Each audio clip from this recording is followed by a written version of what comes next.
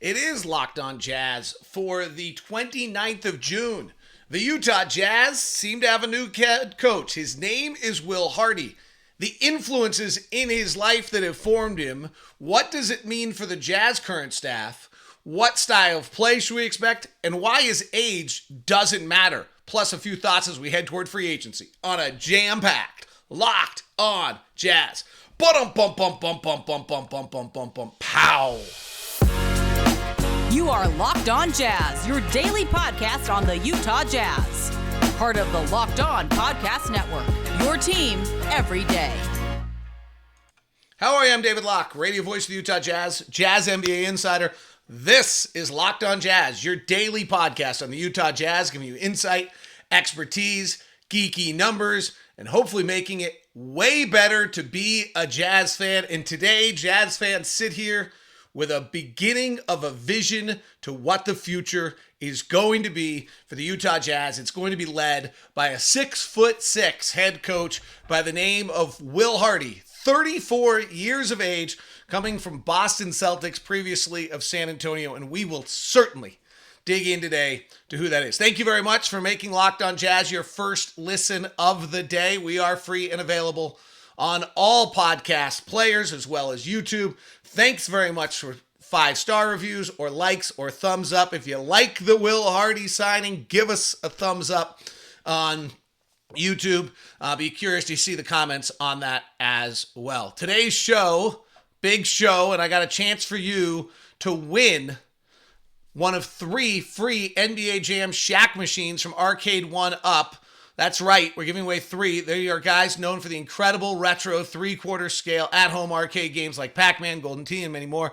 So we'll give you a chance to win and tell you how to do it later here in the show from Arcade 1-Up. So previous episode I dug into who Will Hardy is. I don't expect all of you to hear it. So for some of you, you're going to hear this a second time. Some of these things are going to be, if you've been with us, other people, welcome. If you're tuning into the show today to find out who Will Hardy is. So when we start with Will Hardy's background, I actually think we have to start with Williams College, which is all of what I'm wearing today because my son does attend there. So that's kind of fun for our house. But Williams College is a small liberal arts college in Williamstown, Massachusetts. It was founded by the single most arrogant man in the history of the world, whose was Ephraim Williams, who told the school that they could have the land to build a school if they named the school after him, the town after him, and then the mascot was named after him. So he just was a regular old arrogant regular person. And so it's the Williams Ephs, and their mascot is a purple cow.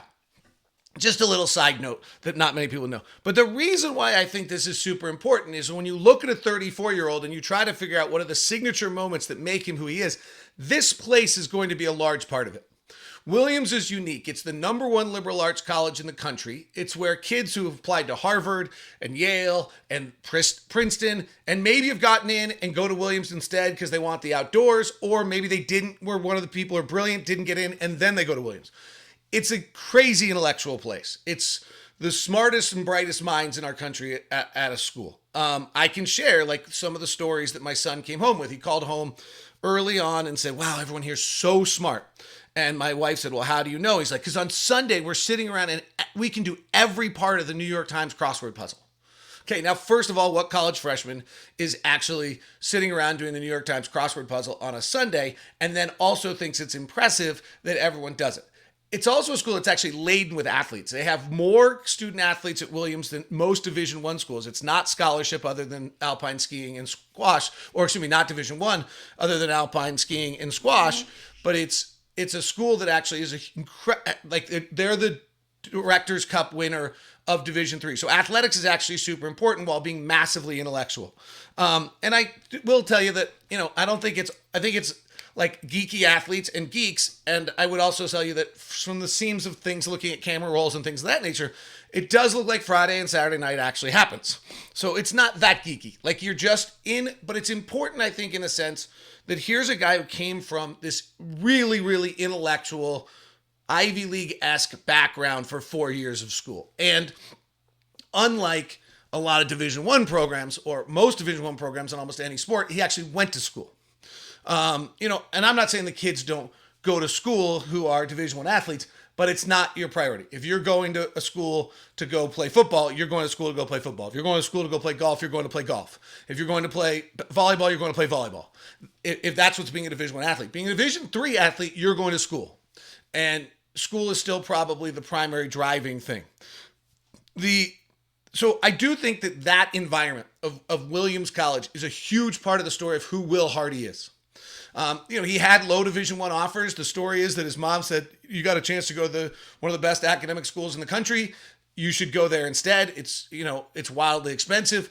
But I think that also probably tells you a little bit of kind of where he came from and what he was brought up into of what's important. The story is incredible. The story is that he finishes, Will finishes he's finishing his 4 years at Williams, and he really wishes that he could stay in basketball. And there was a guy by the name of Kurt Tong, who was a former Williams coach who also been an athletic director at a bunch of Division III schools, including Pomona-Pitzer. What's interesting about this story to me is that Kurt Tong at this time is probably about 64 years old. And he and his wife, Will, has somehow embedded himself with this guy, Kurt Tong, who's the former Williams coach and former athletic director of a bunch of these programs, and his wife, who are in their 60s, while he's 20. And he's going to their house and doing chores with them. He's having dinner with them. He's hanging out with them. He's super close with them. To me, that tells you also a little bit about who Will Hardy is. The end story is how do you create opportunity for yourself by just being curious? But this is a curious mind who's valuing people around him, who at 19, 20, 21 is suddenly, taken in a mentor like we all think we should, but we don't do. And so this guy, Kurt Tong, he says, Will says to him, I just want to stay in basketball. And Kurt Tong says, well, I have a friend. I'll call him and see what I can do. Well, the friend happens to be Gregg Popovich, because Will Tong was the athletic director of Pomona-Pitzer when Gregg Popovich was Division III head coach at Pomona-Pitzer. By the way, did we just get the next Gregg Popovich? I don't know, but that is an interesting, parallel that you have this kind of tie-in. He wasn't a coach of Division III, but that's it's probably a stretch. He's the greatest coach ever, one of the greatest coaches ever. But anyway, so now Will gets this connection, and basically Pop says, Kurt Tong is such an interesting man that if he tells me to hire a young kid, I'm going to take him. And Pop's reaction was, he's a good learner. He became someone who understood what was important as far as winning and losing, and more than that, development on an individual basis for a player. He spent a lot of time in the gym over the last years with Chad and Chip England, watching the drills, techniques, and how we approach the young kids in what we call a vitamin. What they do every day over and over again. And what caught Pop's eye in a story wrote was how young players responded to Hardy. Before training camp, players would come in voluntarily to begin work. Hardy ran the gym while Pop and staff watched. What they saw was the interaction with players and how they listened to Hardy and used his advice he presented. Quote, Pop said, quote, they respected him. He knew how to do that, work with players without being too authoritarian. They wanted to learn from him. So that's Hardy's formative life. High school, probably a little bit of, I don't want to call it failure, but probably dying 6'6", thinks he's going to be a D1 athlete, gets low offers, decides to go D3.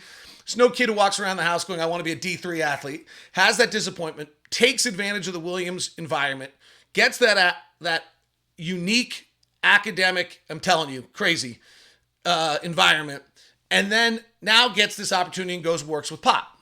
Pop likes brains. It's always been kind of Pop's thing. All of his coaches have been smart. And the Pop tree is amazing. He's got the Spurs picks he does. Quinn, Mike Budenholzer, M.A. Udoka. You run through the league, the coaches that have been with Pop have just been absolutely outstanding. The other thing on Will Hardy, so that's the formula of who Will Hardy is. And then the last piece of it is that after he spends 10 years in San Antonio, M.A. Udoka gets the Celtic job, and the first person he takes is Will Hardy. So now Will Hardy becomes a number one assistant, and it was inevitable that this guy was going to become a head coach at this point. And the question was just when. He interviewed for the Pacers and Knicks job 2 years ago. He interviewed for the Kings job this year. He interviewed for jobs last year. It was just a question of who's going to pull him and when. And that's a little bit of where, to me, the age thing is irrelevant. What did you want? He's 36, it's okay. He's 39, it's okay. He's 34. He's young. There's no question. He's young. He's bright. He seems to be ready. Like, is he more ready in 2 years? Is he more ready? Like, what is the age that would have been, oh, I'm okay with this? So I don't buy the age thing. I also think it throws in to a Ryan Smith signature of what he is. The other thing that's really interesting, if you go back and run through all the articles, and there haven't been that many, but I've found all of them, that have been written about Will Hardy, every stage of his life, the quotes from the coaches are that this is who this guy is. So we'll touch on that as we continue. It is a Wednesday edition of Locked On Jazz. The Utah Jazz reportedly have offered a 5-year contract to Will Hardy. 5 years is a big deal. We should touch on that in a second. And to become the Utah Jazz next head coach of their team. And we'll continue all the quotes and comments from people as he continued in his upbringing and who he is as the next leader of your favorite team here on Locked On Jazz. Today's show, a Wednesday edition, is brought to you by my good friend Steve Carter and the crew over at Intercap Lending. Steve Carter is our own personal loan officer over at Intercap. Does amazing, amazing work for us. I love sending people there. The world's a little funky with interest rates and everything that's going on right now, so you need someone who's a super good advisor, and that's what Steve does for you. The reviews we get on Steve are time and time again brilliant. I've sent everyone that's important to me in my life to him, and so I'm sending you to him as well. If you're looking for a loan right now, Steve Carter's the guy to help you out. You can call Steve at 385-800-8528 or just email me at dlock09@gmail.com and I'll set you guys up. Intercap Lending, NMLS number 190465. For more information, visit intercaplending.com. But Steve Carter, they cover 44 states. So even if you're out of Utah, you can still use Steve. That's what my COO did. Carl Weinstein of the, Weinstein, excuse me. I don't know why I just changed his last name. Intercap's 40 years in the business. They moved to Utah in 2016. They embrace change, great borrower experience, hyper responsive in how they treat people. And Steve Carter gets things done. He's done 2 of our loans. He's just remarkable in what the work he puts in, how quickly he does it, how responsive he is, and how much he walks you through the process. So give Steve a call, 385-800-8528. 385-800-8528. I want you to win the Shaq edition of Arcade 1-Up. That's what I want you to do. I want you to win the Shaq edition of Arcade 1-Up. Here's what you got to do. Go right now. They're giving away NBA Jam Shaq edition to a Locked On listener. Go to arcade1up.com/lockedon. That's arcade, the number 1up.com/lockedon, and go through July 8th to enter to win. It is the first sports game that ever featured real digital NBA licensed team, and now it's back. You can pre-order other games from arcade1up.com as well. It's all arcade1up.com. All right, so when we look at Will Hardy and we check kind of, who he is, what the comments are, let's run through a bunch of the comments that came in about Hardy when you go and do the research on who he is. So in 2016, there was an article written about the next coaching jam. He had just been promoted to the front of the bench, I think, at this point. And Gregg Popovich says, I'm pretty sure in the next couple of years, we're going to lose him. Assuming everyone is still here, he's going to go from behind the bench to somebody that's front of the bench, just like Chad did. So in 2016, Pop's telling everyone, like, this guy's gone. In 2019, Pop puts Hardy on his Team USA coaching staff for FIBA. If we go all the way back to St. Christopher's High School, his high school coach was Chris Brown, and he said the following about Will Hardy. What he's accomplished is amazing, but I don't know that I would call it surprising. We all knew he was going to be something special. He has a gift for working with people, whether they are 6 or 60. He's fun, he's funny, he's competitive, but he has a real sense of perspective. He has all those things well before I coached him. So that's talking about him in high school. I think that's really interesting about the comment about 6 or 60. And what that tells me a little bit, and there's the Pop phrase, and this is the Pop influence of you've got to get over yourself. That's Pop's biggest thing he talks about all the time, that you've got to get over yourself. And it seems to me that Will Hardy, from the story, if we just take, and maybe I'm overplaying it, but it's all the data points we have. If we take the Kurt Tong story, that here's this 60-plus-year-old man who's around Williams. He's retired to the Berkshires. He's been around programs before. And Will Hardy is not so full of himself as a 20 or 21-year-old that he blows off this opportunity to get to know this guy, that instead he takes the time to get to know him, spends time with his wife. There's a picture of him and Kurt Tong's wife. Kurt's passed away now, by the way. He passed away in 2017. And there's a picture this year with Will Hardy and Kurt Tong's wife at a Boston Celtics game. This is a deep relationship that this guy built at 20. To me, that's someone who's getting over themselves, right? He took advantage. He wasn't so full of himself and this is what this coach, Chris Brown, is saying, that we all know he's going to be something special. He had a gift for working with people, whether they're 6 or 60. That's something special. And it probably means also that when he was an assistant coach with the Spurs, he's bringing in all of this information from Pop and why Pop likes him. Chris Brown continued and said, he's going to tell you what he thinks. Often that is in a humorous way, but it's sincere. As a coach, you can ask him questions about team chemistry, what he thought of a game plan, anything, and you knew you were going to get an answer. And here's the clincher. I'll tell you how much he means to me. My wife and I named our son after him. Our little boy is William. So this is a guy who is currently the activities director at J.R. Tucker High School. He was the coach at St. Christopher's High School many years ago. He's coached hundreds, if not thousands, of kids. And this is the kid he named his kid after. It's clear that Will Hardy's run is unique and he's unique. So instead of going Division I school, low end, and the pride, he and mom take the intellectual route of going to one of the best colleges in the country. He gets that experience. He makes these relationships. But he was clearly a different kid from high school. This is his high school coach talking about it. He's also so connected still to his high school coach. This is the connector he's talking about.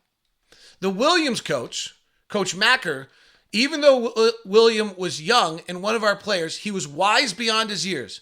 His greatest strength on the court was his ability to make his teammates better. These stories are all pretty consistent. So the question gets to be, is the fact that he's 34 years old, younger than Rudy Gay, a problem? And first of all, he's always been the young one in the room from the very beginning of this process. He was asked about it. He said, on one level, there's a benefit. Understanding players more on a social level, listen to their music, same experiences. He says you also have a pitfall. And what Hardy said about that is you still have to find a balance where you're not their buddy. You still have to command a little bit of respect as someone who they're going to listen to. I just try to be somebody who they knew was going to bring a lot of energy every day and somebody that was going to be here working hard. This goes back to a Quinn Snyder comment where everyone, do you have to hire a former coach? Do you have to hire a former player? Here's what the players want. The players want someone who's going to work hard enough and put them in a position to succeed and have success and get better. And they don't care if you're purple, highlighter yellow, or black, or white. They don't care. They want an opportunity to get better, to have a better career, and to make more money. And the players know that every day is crazy precious. And so if they feel their time's being wasted and their coach isn't working, it doesn't matter if they're a former player. It doesn't matter if the player-coach relationship. What the players want in this league is a coach they believe is going to make them better and have them prepared to get better. And they're going to look at Will Hardy when he starts like this. They're not going to trust him at first. They're not going to believe him. They've called around. Rudy Gay might say good things about him. In that realm, and they feel a little bit better. But then once it starts, the question is going to be, is this guy have the ability to connect and make them feel as though they have a chance to be better? And it doesn't matter what his background is at that point. The other reason the age thing, kind of back to the age thing, is like it's clear this guy has it. Whether his high school coach, his college coach, Pop, Anybody who's been around him. Those are the people that have been around. M.A. Udoka, I can find that quote for you too. But that quote was done in the context of people knowing Will Hardy was going to be a head coach. These comments were just done about Will Hardy's life and who he is, which tells me more about who Will Hardy is than a quote given out in the last 12 months when you all knew he was going to be a head coach when he already interviewed for jobs. So the other thing about age is I think this is very signature to Ryan Smith. Why? Ryan Smith sold his company for $8 bazillion at a very young age, still is. There's no reason he's going to believe that you have to have age as your item. Intelligence, fortitude, will, vision, those are the items that matter to Ryan Smith. Because those are the items that have driven Ryan Smith to this pinnacle of success. Danny Ainge did things at a young age. Danny Ainge did things that nobody else has ever done. Baseball, football, GM, right out of it. TV, right? Like coach, like there's signature probably is the fact he's 34. An artificial age thing that tells you something about him that's going to make a difference. That doesn't seem to click to me to who the Jazz front office and ownership group is. So what's the coaching style for Will Hardy? What's going to happen with his staff? And we do have free agency looming. We'll touch on that as well. It's all as we continue on today's edition of Locked On Jazz. Today's show is brought to you in part by Sakara. This is a really interesting, we all see kind of various kind of industries evolve, and this is one of these industries that's evolving. Sakara is a company that is a wellness company anchored in food as medicine on a mission to nourish your body through the power of plants. Sakara gives you the tools you need to transform your life with organic, ready-to-eat meal delivery program and functional wellness essentials. So like we've seen these wellness programs, these ready-to-eat programs, like that was the first concept here was let's get you ready to eat, right? Food, so you don't have to cook it, you're working, you're fast. Well, now let's get you ready to eat meal delivery program that actually makes you healthier. Nutritionally designed, chef-crafted breakfasts, lunch, and dinners are made with powerful plant-rich ingredients, help boosting your energy, support your digestion, curb your sugar cravings, get your skin glowing. Plus, it's all delivered right to your door and ready to eat. Sakara is functional, plant-rich wellness essentials, helping you create a body you love living in for the best-selling I didn't get this right last time. I'm not going to get it right now. Super powder to the foundation. The daily supplement pack, Sakara's products are designed to support your wellness goals. Right now, go to Sakara. It's offering 20% off their first order when you go to sakara.com/lockedon20. Enter the code LOCKEDON20 at checkout. That's Sakara, SAKARA.com/lockedon20 to get 20% off your first order. Sakara.com/lockedon20. All right. Today's show is also brought to you by our good friends over at Bet Online. Bet Online is you covered with all the season with more props and odds and lines than ever before. And where the game begins, it's all at betonline.net. NBA fun lines are all over the place right now in the NBA. The Warriors are the favorites to win it at plus 525. Clippers at 550. Jazz, we just keep slipping. We're down to plus 450 now, behind the Pelicans, behind the Mavericks, behind the Grizzlies. Let's see what happens, see what moves we make, see what things take place before we start freaking out too much.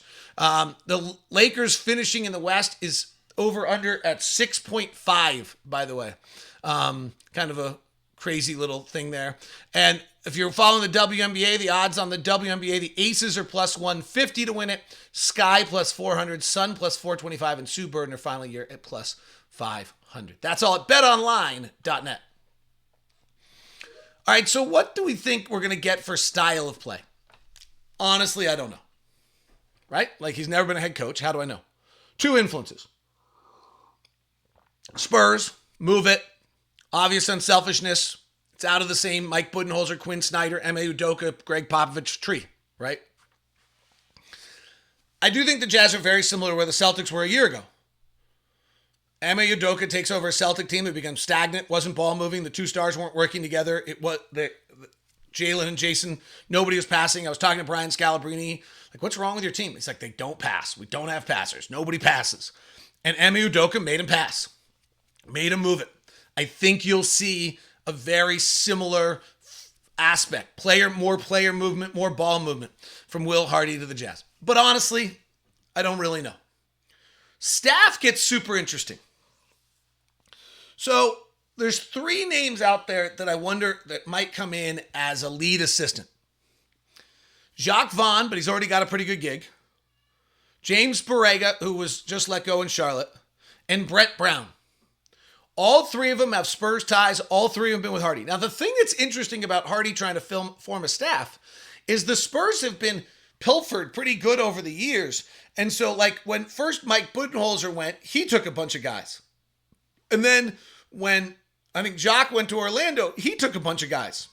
And like the guys that are, if you kind of look back through the video rooms of the Spurs, and I've done all this research, like, and you look back, like there's a guy on the Orlando bench, and there's a guy still on Atlanta's bench, and there's guys in Milwaukee, and there's guys in Utah, and they're all there, but they all kind of have, and I don't know that Will's pulling all of them, and also they're all about Will's age at 34 years old, or 35. So I don't know necessarily whether we're just going to have a staff like that or what's going to happen. The other thing here is the Jazz have a great staff. And remember, there wasn't anything like, oh, we got to fire this head coach. He's totally failed us. It was that Quinn was done. And that Quinn just couldn't see the route forward, as he said. And so it wasn't as though someone was walking around saying, oh my gosh, we hate Quinn's staff. We got to get rid of it. No, it was the exact opposite. Like Alex Jensen, Lamar Skeeter, Vince LaGarza, Brian Bailey, Jeff Watkinson. This crew, I'm forgetting a bunch of people because the staff's huge, are all terrific. Dell Demps has left and gone somewhere. Sergi has left and gone somewhere. I think there's a real chance this staff stays together pretty heavily. Alex Jensen's really interesting here because the natural instinct is that, well, if you applied for a job and you didn't get it, you probably aren't coming back as one of the lead assistants. That, I think, undersells one of the greatest characteristics of Alex Jensen. Alex Jensen is super smart. We all know that. Alex Jensen is very good at assimilating into a circumstance, into a situation. So I wouldn't be stunned if after this all settles down that Alex decides, yeah, I'll stay. There's also some other factors on it. Alex, I believe, is under contract for either another year or 2 when he went for that University of Utah job, and he got an extension. And I think if I've got my years right, he's still got 2 years left on his deal, and he's getting paid a lot. So one, he's getting paid enough money. I don't think he wants to walk from it. He's getting paid enough money. I don't think the Jazz want him sitting in his house in Bountiful, hanging out, like just doing nothing. And 3, there actually aren't a lot of jobs right now in the NBA. Kenny Atkinson not moving from the Warriors to the Hornets suddenly hasn't opened up a ton of jobs. Now, if Will Hardy starts to pull people, that could create a domino effect, but probably not lead number 1 assistant pull of people. So I think there's a real chance, actually, that when everything settles down and you look at Alex Jensen's strengths, which is his ability to assimilate into groups and to be valuable in every aspect of the game and to be valuable to every group, he really might actually end up staying. Same's true for Lamar Skeeter. Lamar Skeeter's his profile. It's very different because he got that interview. He's a rising coach. He's out of the Atlanta system. He was with Mike Budenholzer. You know who also worked with Mike Budenholzer? Will Hardy. Like, this is all very Spursian intertwined here of how this works. Because if Will Hardy take most of his connections out of the Spurs, most of his connections from the Spurs then went to Atlanta, or a lot of it went to Atlanta, and some went to Orlando, and some went various other places. And so you take him to, now he tries to go grab his coaches. They're around, or you're getting the next best. If someone was trained by Mike Budenholzer, they're then actually the same thing as being trained pretty closely by Gregg Popovich. And very similar. Mike Budenholzer, by the way, is actually the reference I meant to make earlier when I talked about Pop. Mike Budenholzer went to Pomona-Pitzer, a Division III school, worked under Pop for little longer, like 18, 19 years, worked his way up, and is now probably one of the top 3 coaches in the NBA. This is actually the model that Will Hardy is the Mike Budenholzer, out of the Pop tree, intellectual, Division III, works his way up. He just did it later in his career. He was just in the process later, but he goes to Atlanta, transforms them, goes to Milwaukee, wins a title. So I think there's that aspect. So I think there's a real chance. Brian Bailey is a brilliant coach on the Jazz. He's out of Bucknell, another kind of small, smart school. He's really a great coach. I hope they keep him because he's just a great coach. And he's a rising, up and coming coach for the Jazz. So we'll see. He might actually end up coaching Summer League as he did last year so well. Jeff Watkinson is a really unique coach because he was basically going to medical school and he's got all the strength and athletic training and all of that kind of stuff in him. And then he wanted to become a coach. It was quite a conversation for him to go to his parents and say, hey, I'm going to leave medical school and become a coach. But he's got all that physical training background and athleticism. So he's a great conduit to the medical staff. He's super tight with all of the same people that Will Hardy's super tight with. Like this is the thing, is if Will Hardy picked up the phone right now and called around the NBA to people that he trusts and said, who should I talk to? Vince Lagarde, like if he called, I don't want to give, so a GM of one of the teams said, hey, who should I talk to? They're going to tell him Vince Lagarza. Oh, well, Vince Lagarza's already on the staff. They're going to tell him Alex Jensen. They're going to tell him Lamar Skeeter. They're going to tell him Brian Bailey. They're going to tell him Jeff Watkinson. These are the names that he's going to hear from and hear about in this process. So there is a real chance this staff holds together a little bit because it's actually what would probably be Will Hardy's hires. Now, does he bring in a former head coach, a Jacques Vaughn, a James Borrega, a Brent Brown? Somebody floated me the idea that Jay Wright spends a year on the Jazz bench to learn the NBA. I doubt that. He doesn't need to. He'll have his bidding more next year without that. The final one I wanted to share here is, when I sat down with Danny Ainge and did the 11-minute interview or 17-minute interview, he talked about chaos and he talked about Steve Kerr and Phil Jackson. And we'll see whether Will Hardy can be Steve Kerr or Phil Jackson. But the Williams background that I started with matches to both those guys and some of the personality characters. So being 6'6", frankly, matches Phil. Steve Kerr's super intellectual. Dad was the president, was assassinated in Beirut as the president of the American school in Beirut. Phil, obviously, with all of his books and all of his other stuff, is a different mind and different intellect. Like, it matches. Like, you're not going to get exactly that. And I'm not here to say that Will Hardy's going to be Phil Jackson or Steve Kerr or Mike Budenholzer or Gregg Popovich. But you're hiring someone who follows that trend in that ilk and makes you believe that that's the possibility. And that's why you make this hire. So when he talks about chaos and he talks about, like, he's really, who can handle chaos can handle it, intellectually and smart. Brad Stevens, last hire by Danny Ainge, super smart. So I think that's what you're seeing there. All right, quick note on free agency as we come closer. We'll do more tomorrow on the day in which it all happens. I'm a little nervous the market's closing. Pistons not signing a free agent and taking all this stuff for cap space to clear for the Knicks so they can get Jalen Brunson's not great. John Wall going to the Clippers is not great. DeJounte Murray suddenly being on the market is the lead point guard. Maybe Mike Conley, if that's a trade you want to make, is the second choice there. By the way, we don't have 3 first-round draft picks. I mean, we're really hamstrung on what we can do because we don't have 3 first-round draft picks. But just for the hypothetical conversation, do you like DeJounte Murray next to Donovan Mitchell? Long defensive, maybe. It's kind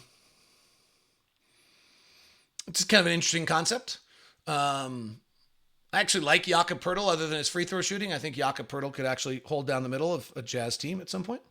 I don't think we have the draft capital that they're looking for if they're in a full rebuild because we are hamstrung with some of the Derek Favors contract pick that we had to move and some things of that nature. But that's just an interesting level. This will be interesting to watch. I'm curious to see what happens tomorrow. I feel like there's another step coming here, and there kind of has to be. But I can't, when I'm playing around with all these pieces, I can't figure it out. And usually you can figure it out. That is Locked On Jazz today. Purple Cows. The Williams factor of Will Hardy. It's all here on Locked On Jazz.